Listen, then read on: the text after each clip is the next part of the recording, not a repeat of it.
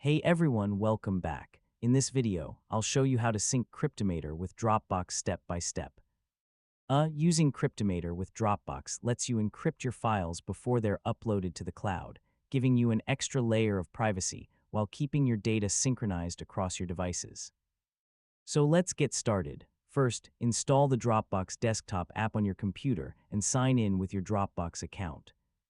Make sure your Dropbox folder is fully synced and working properly before setting up Cryptomator. Next, open Cryptomator and click Create New Vault. When you're asked where to save the vault, browse to your Dropbox folder and choose a location inside it. Give the vault a name, then continue with the setup. Now create a strong vault password using a combination of uppercase and lowercase letters, numbers, and special characters.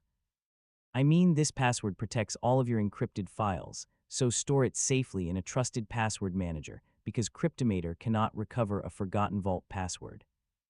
After creating the vault, click Unlock and enter your password.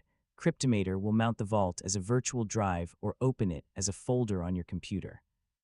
You can now drag and drop files into the unlocked vault or save files directly from your applications. As you add, edit, or delete files, Cryptomator automatically encrypts every change before saving it inside your Dropbox folder.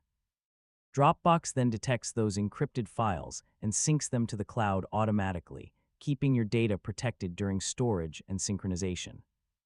Finally, when you're finished working, save any open documents and click Lock Vault in Cryptomator.